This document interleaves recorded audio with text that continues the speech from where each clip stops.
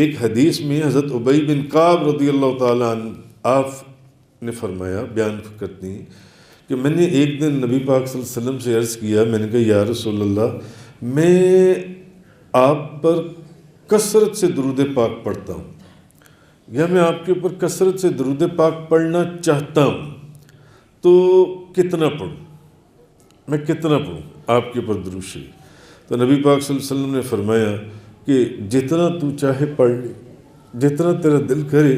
اتنا پڑھ۔ میں نے عرض کیا یا رسول اللہ، یعنی جو میں باقی اوراد و وظائف پڑھتا ہوں، تو اگر اوراد و وظائف میں 4 گھنٹے پڑھتا ہوں تو میں اس میں سے 1 گھنٹہ یعنی 1/4 درود شریف پڑھ لوں؟ تو آپ نے فرمایا کہ جتنا چاہے پڑھ، مگر اگر تو اور زیادہ کرے تو یہ تیرے لیے بہتر ہے۔ تو آپ فرماتے ہیں حضرت ابی بن کعب کہ میں نے عرض کیا کہ یا رسول اللہ، پھر میں اپنے اوراد و وظائف میں ایسا کرتا ہوں کہ میں آدھا وقت درود و سلام درود پاک کا رکھ لیتا ہوں اور آدھا وقت اوراد و وظائف کا رکھ لیتا ہوں۔ تو نبی پاک صلی اللہ علیہ وسلم نے جواب دیا تیری مرضی، اگر تو ایسا کرنا چاہتا ہے ایسا کر لے، مگر اگر اس سے بھی زیادہ کرے تو یہ تیرے لیے اور بہتر ہے۔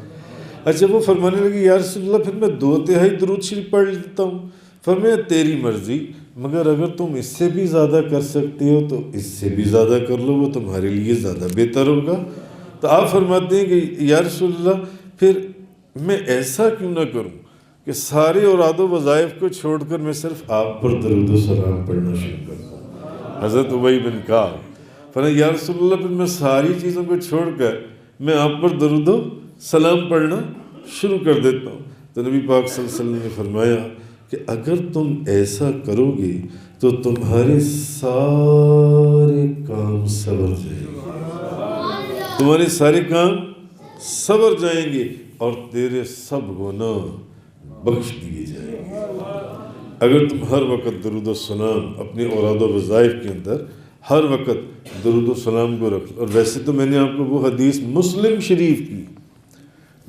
شریف کی کئی مرتبہ سنائی ہے کہ نبی پاک صلی اللہ علیہ وسلم نے فرمایا جو بندہ 1 مرتبہ درود پڑھے اس پر اللہ کی 10 رحمتیں، اور جو 10 مرتبہ پڑھے اس پر 100 رحمتیں، اور جو 100 مرتبہ پڑھے اس پر 1000 رحمتیں، اور جو 1000 مرتبہ پڑھے اس کے جسم پر اللہ دوزخ کو حرام کر دیتا ہے، جہنم کو حرام کر دیتا ہے۔ نبی پاک صلی اللہ علیہ وسلم آپ نے فرمایا، شیخ عبدالحق محدث دہلوی آپ فرمایا کرتے تھے، آپ فرماتے تھے کہ یا اللہ، میرے پاس کوئی ایسا عمل نہیں ہے جو کہ تیری بارگاہ میں جون سے پیش کرنے کے لائق ہو۔ یہ ان کی عاجزی تھی، ان کے ساری تھی کہ یا اللہ میرے پاس کوئی ایسا عمل نہیں ہے جو میں تیری بارگاہ میں پیش کر سکوں۔ حالانکہ شیخ عبدالحق محدث دہلوی وہ بزرگ ہیں جن کو روزانہ نبی پاک صلی اللہ علیہ وسلم کی زیارت ہوتی تھی، زبردست اپنے وقت کے محدث تھے۔ تو فرماتے ہیں میں کوئی عمل یا اللہ میں نہیں سمجھتا کہ میں اپنا کوئی عمل تیری بارگاہ میں پیش کر سکوں ماں سوائے ایک عمل کی، اور وہ عمل ہے تیرے محبوب کی بارگاہ کے اندر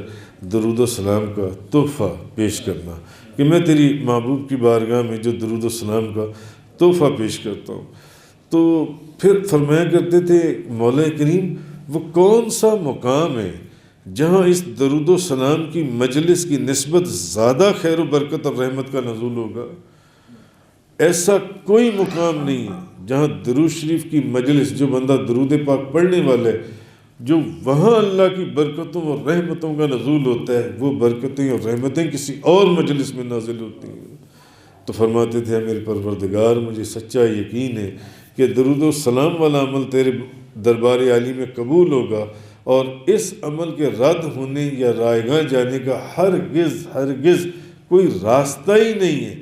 آپ فرماتے تھے جو درود و سلام کے دروازے سے داخل ہو، جو درود و سلام کے